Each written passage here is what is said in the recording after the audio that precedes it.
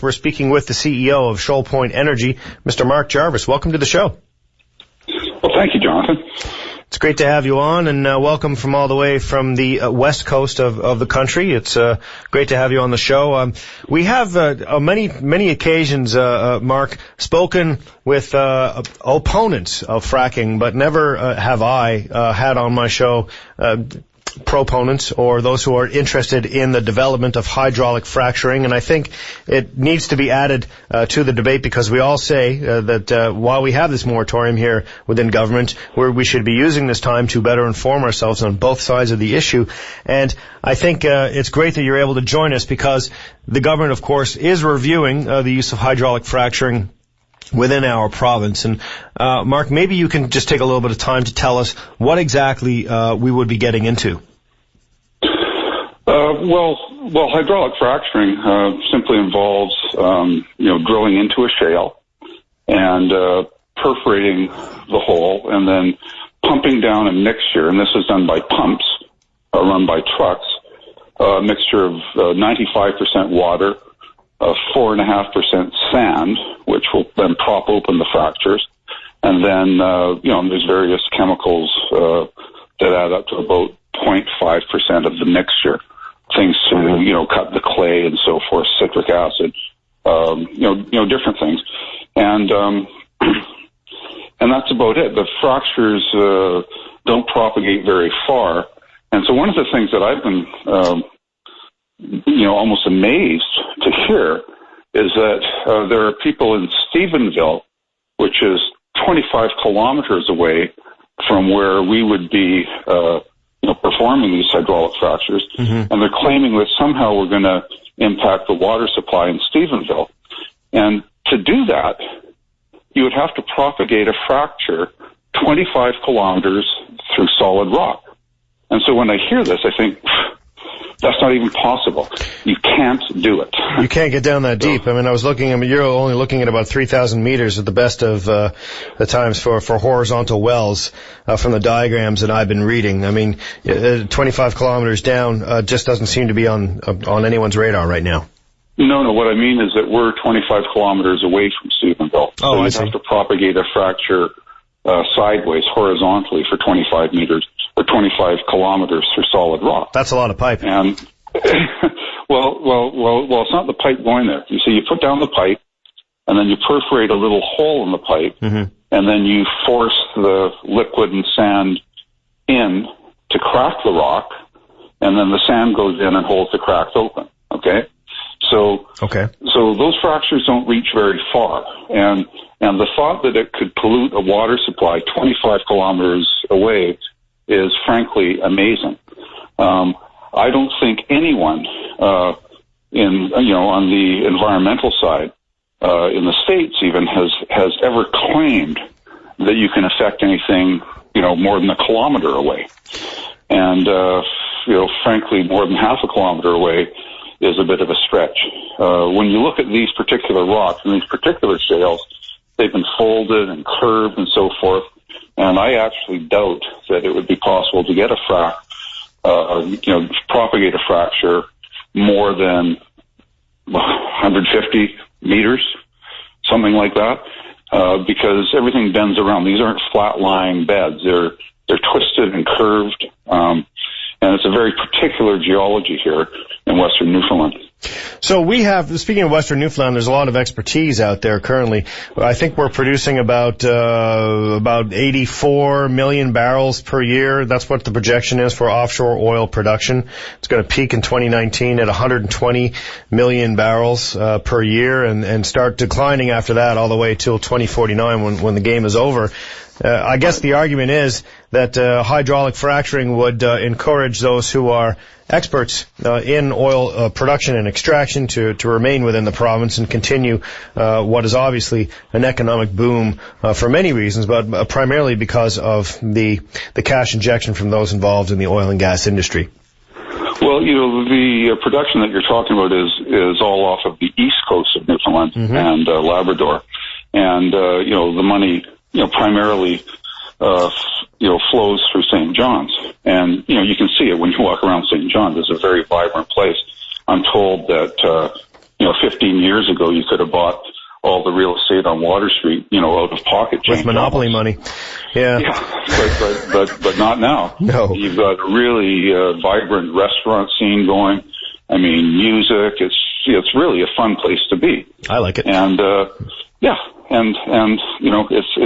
it's more fun than if all that money wasn't pumping through St. John's.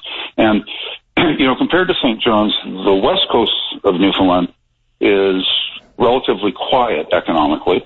A lot of government jobs, that sort of thing.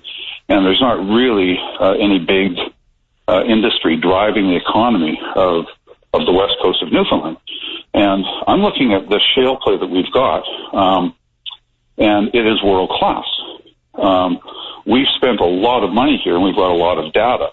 And what our engineers tell us is that on the land that we control, in the middle case estimate, there's prospective 428 million barrels of oil that we could recover. And we worked out, using the royalty regime in Newfoundland, that over the life of the project, based on those numbers, we would pay $2.38 billion in royalties to the province.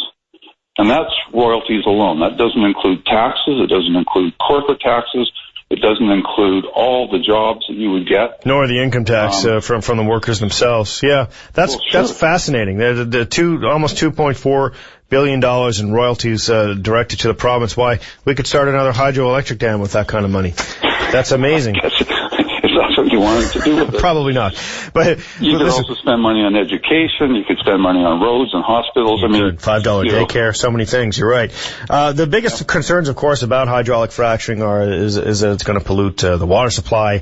And what we hear most often, and this is why, part of the reason why we have the moratorium, is that that this technology is what they call new and unproven. Now, I've heard that debunked by both sides, that it is certainly not a new technology whatsoever. Why is it stated over and over that it is an unproven technology? How can it be so?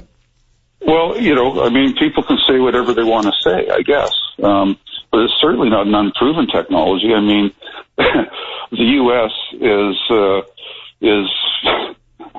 it's phenomenal what's happened in the U.S. They are now... You're referring to the shale gas revolution. Ready. Yeah, the shale gas revolution and the shale oil revolution. At some point they're going to change the law and allow oil companies to export oil from the U.S. And they're well on the way to being able to export oil and drive their own economy. Huh. So it's not unproven. It's happened. Just happened. And it started 60 years ago. So it's quite a long time ago. Well, last question, Mark, before we go to the break, and thank you for the time you devoted to us tonight. One of our listeners on Twitter, I don't know if you're on Twitter, but if you are, follow along on VOCM Nightline. It's a lot of fun. Wants to know what Shoal Point Energy would do with the waste. Where would the water that is coming from, the water that's pumped in, the surplus, what happens to that water? Okay, well, what we would plan to do, for one thing, would be using seawater. Okay, so we wouldn't be drawing on local freshwater supplies, and there's plenty of seawater right there. And then the plan would be, you would drill, once you get going, you would drill multiple wells from one pad, from one drilling pad. And so what you do is you would inject the frac fluid, and then when you get, whatever flows back, you would capture into a tank on site, you would treat it, and then you would reuse it for the next well. And this method saves, they figure, about $600,000 to $700,000 per well, because you're not transporting stuff around, you're not having to deal with disposal. You can just simply process it on site and then reuse it. And they reuse the water. That's interesting. Okay, and the wells wherein there would be contained, no doubt would be somewhat impenetrable. and that there would be no leaking. I guess that's one of the main issues that most people are wondering about, is that what happens if this water that you're using to frack gets back into the environment? What if it ends up in the water table itself, in large amounts, not small amounts? I think that would be inconsequential, but large amounts.